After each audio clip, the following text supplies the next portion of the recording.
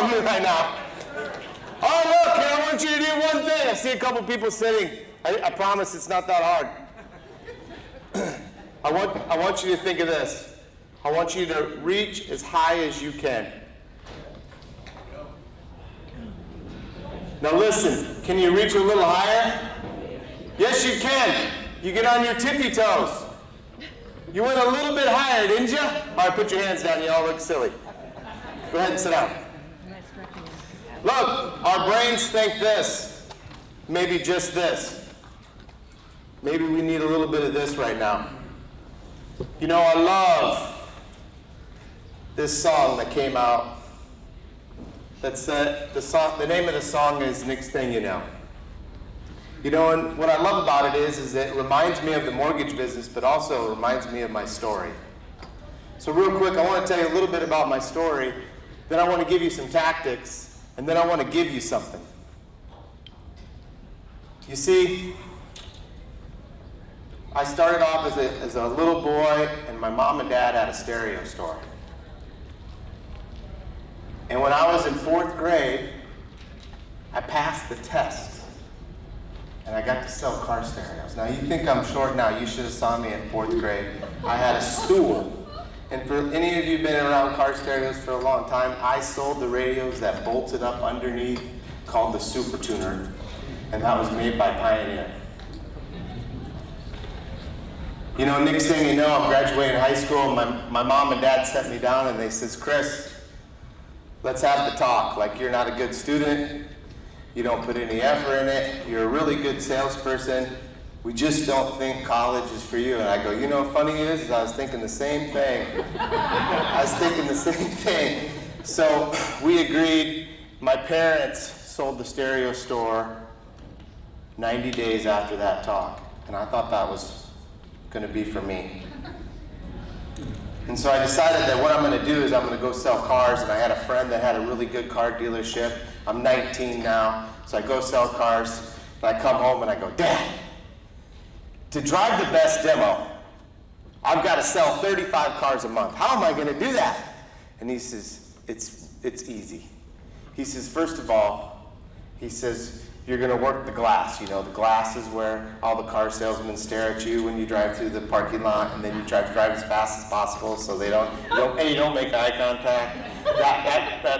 Yeah, you got to work the glass. Number 2 is I want you to go into the service director, and I want you to tell him that you're going to survey every single person that comes in the next day. And it went like this. What's your name? Bridget. Hey, Bridget, this is Chris. See, you brought your 1991 Chevy Cavalier in. Oh my gosh, what a beautiful car. Look, how'd we do in service yesterday? She says, oh, you did great. Oh, it was, you know what? There was a little bit of a problem, and then I would write it down, and I would do the one thing that we got to do in the mortgage business. Is number 1 is that we think it's easy, but to our customer, it's really hard. And so I've got to clarify back. Okay, so Bridget, let me get this straight. This is exactly what you're saying, and this is what you kind of like to get fixed? Yes, it is. I said, someone will call you in 2 hours. Now, Bridget said, service was amazing. Loved it. I says, Bridget, I got to tell you something. We're in love with your car. Would you be willing to sell your car? That's the response you get. No, Bridget's serious. We really like your car. We'd like to buy it. In fact, I tell you what, if you'd like to set an appointment, you could pick any car you want on the lot, and we'll work out a trade. So I'd set appointments for when I wasn't on the glass, and I'd fill my calendar. Doesn't that sound a little bit like the mortgage business? But just like that song, next thing you know, I met my wife. And next thing you know, I thought, I don't want to sell cars anymore. I can't work all these hours. I don't want to work every weekend. I'm going to go follow the true dream and become an insurance agent. And I had all of this extra free time, and I wasn't grounded, and I miserably failed. And you know the next thing you know, I'm sitting on a porch, May of 2000, and I'm telling my wife, we're flat broke. We've lost it all. I've quit my job short of being fired, and we're gonna have to start all over. I watched my daughter play in the grass and not know a thing of what's going on. You see, my wife first got mad, then got sad, because I never told her. I kept it from her. And I thought that I would protect her, but in the end, I put our family in harm. So about 2 weeks later, I get a call. He says, Chris, I think you should come check out this mortgage thing. I says, I didn't have any options. I go, I don't know. I've been kind of weighing my options. He goes, when can you come in? I go, well, you still there? You still there? I can maybe make it there pretty soon.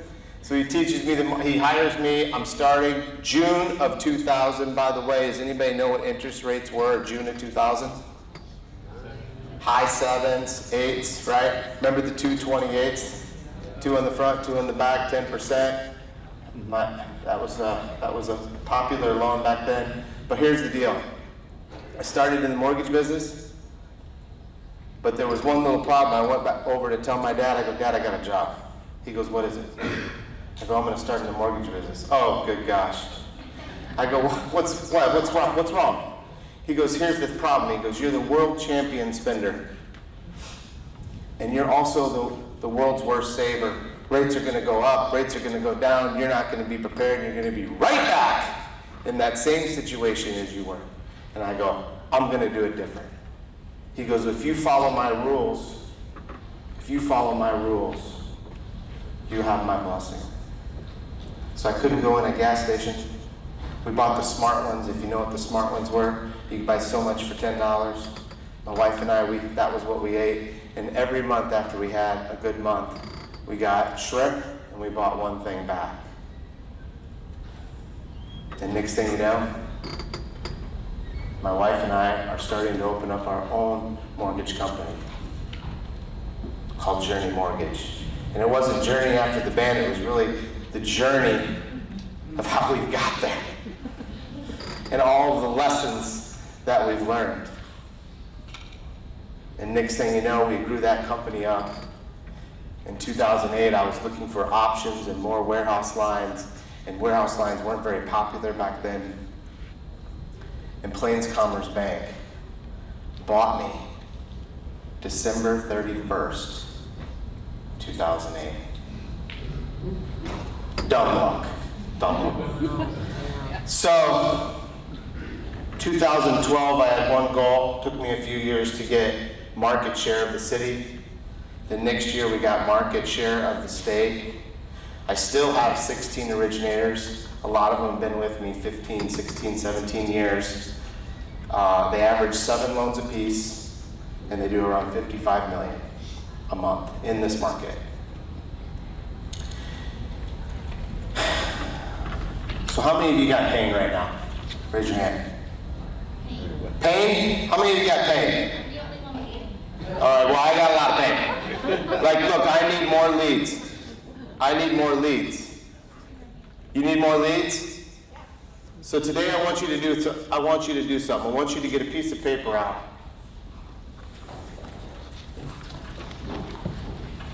I want you to think about your business. I think the one thing that I always kept in front of me was a number. I was always chasing a number, still am chasing a number. So I want you to write this down. If you had to design the perfect month, where it wasn't too little and it wasn't too big, it wasn't too stressful, it was perfect, it was literally perfect. How many units would you want to close in a month? I want you to write that number down. How many units would be the perfect month?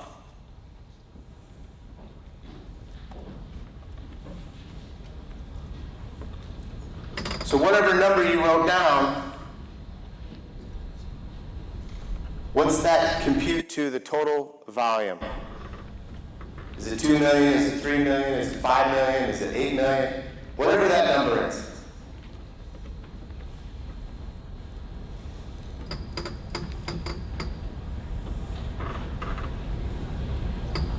Now I want you to think about that. You wrote that total number down, you wrote that total volume down. I want you to think of this next number. I'm going to give you this sheet. I'm going to give you a cool playbook if you want it. It's going to tell you everything, what to do Monday through Friday. Now you get the choice to do it. But I'm going to give you a plan that my originators in South Dakota, I'm only in the good old state, by the way, there's more people in San Diego than there is in South Dakota, 700,000 is the number. How many leads do you need to get to that goal?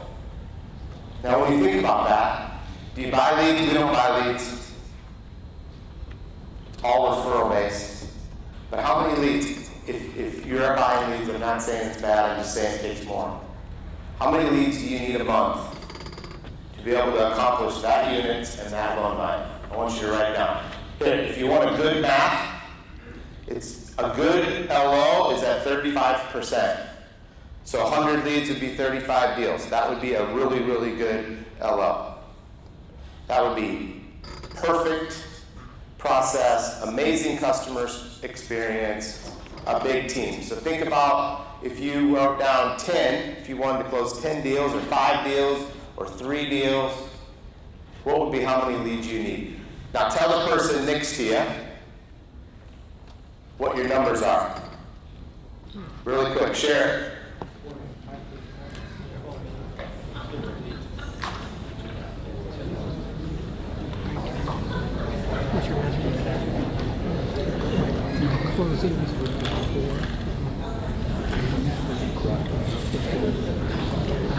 All right, you did the first step.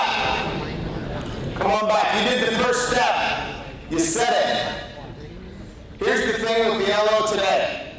He thinks, she thinks, sometimes the goal in mortgage right now is impossible. I'm telling you, it's possible. There's people out there, and maybe we just got to make a couple tweaks. Maybe you got to change it. Like if we go to this baseball game and they're losing and they keep losing, they've got to make some changes. They've got to roll in a different pitcher. They've got to maybe do it a little bit different. They've got to make some change to be able to figure out how to win the game. And if you're willing to make a change, I want to show you a few tactics that I think will help. So I need you to turn the page. I want you to think about this. I'm going to give you the sheet so you can do it on your own, but we're going to play with numbers a little bit. So you're going to guess. You're going to guess. Number one, first question. How many people are in your database? I promise you, I would go around this room and say, can I buy your database? And every one of you would tell me no. But yet it's worth so much money. You know, my number one LO, her most concentrations on her database, she has 5,000. She has it separated into her 400 favorite, and she has a 50 VIP. She doesn't need to rely on anything else. She just relies on the database. Now, does she get deals? Does she have realtors? Of course. That's part of the whole chemistry and concoction of being able to put a good month together. So you put your number of leads down. Here's real math. I want you to take it times 15%. So if you had 1,000 people in your database, you took it times 15%, that would be 150.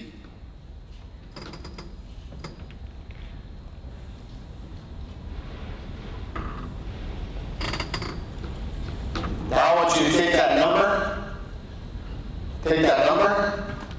and cut it in half. And then I'll explain to you what that means.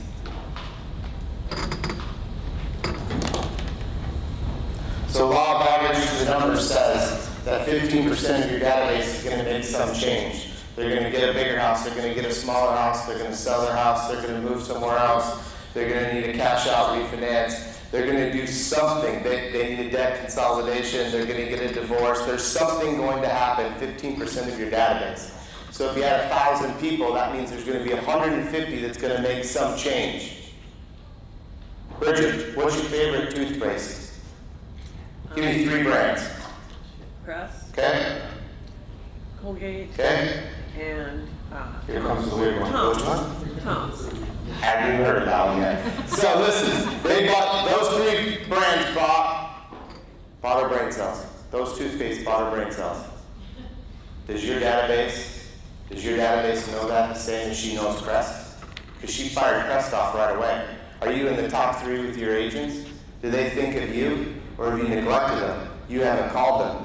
Because the stats and the numbers say that 150 out of 1,000 is going to make some change. And here's the other stat that you need to know. This was the 3rd number that you just wrote down. A good loan officer will convert 50% of the 150. That's 75. Now, if you started the year off with 1,000 people in your database, you're going to get 150 leads, and you knew you were going to convert 75. It'd be a pretty good start to the year. Now, here's even more interesting.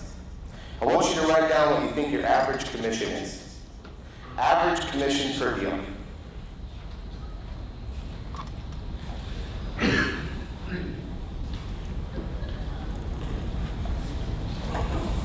So this is pretty easy, right? You write down your average commission per deal, you got 75 deals in my scenario. It's going to equal what that's worth. So take your number times your average commission equals what? Hey Jay, let's hear some numbers. Who will share? What's your database worth if we ran these numbers? $1,020,000. Go ahead. Anybody? How many is the database? What's your database worth for the math? Say that loud. Keep right. Probably about, 1.5 million. So my question is, there's 2 of them worth $1 million, and my question is, are we working it like that? Not at all. So,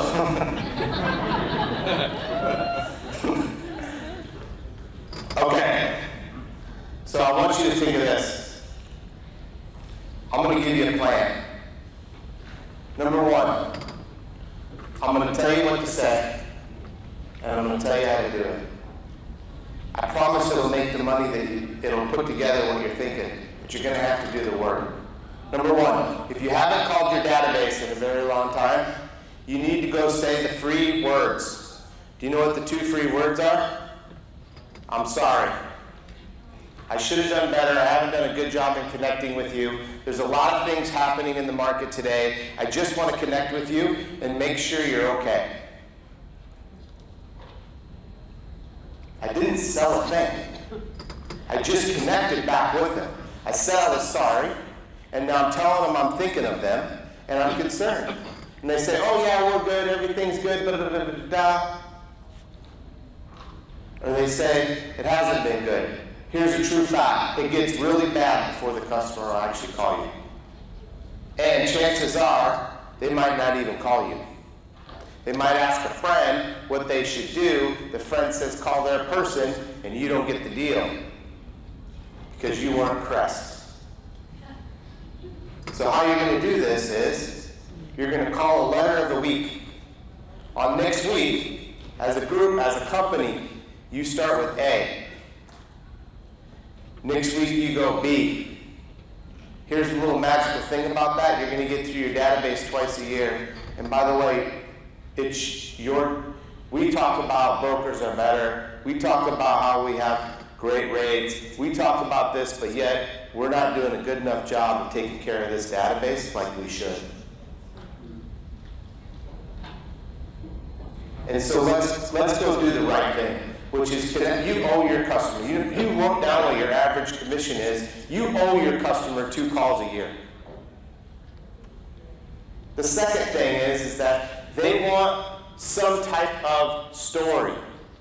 So creating a letter of the heart once a quarter where you're writing something down and you're talking about part of your life, it's their favorite thing to read. They don't care about the loan program. They don't care about some special. They care about something about you. That's why social media is so big, so important. Is they want to hear letter of the heart. 5 minutes, Chase says. I got to speed up.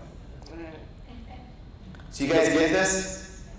in my playbook that if you come see me, I'll get it to you. It'll be digital. You'll be able to do it. This is what you're going to get. You're going to get how to work your database and how to work realtors. I'm going to give you an account pyramid to where you can keep it in front of you of who is the most important people in your life, and you're going to dive it down to 50, and you're going to pour your guts out into that 50, and you're going to watch the referrals come in. You see, it was this plan that I didn't tell you that changed my life. You see, in 2013, I was going to quit. And I met a coach, and he changed my life. And many people ask me today, they said, Chris, what's your mission? What's your purpose? My purpose is to help you be good. My purpose is to be able to help you when that person came in and jumped into my life, and I was going to quit. I was burned out. I didn't know what I wanted to do. I didn't like mortgage anymore. I didn't want to call a realtor. I didn't want to call my database. And he gave me a plan.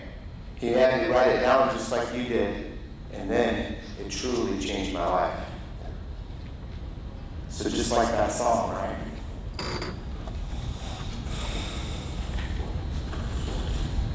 Next thing you know, this market's going to change. Your database needs to be top of mind. Your realtors need to be top of mind. And we owe it to do it the right thing. Thanks for having me.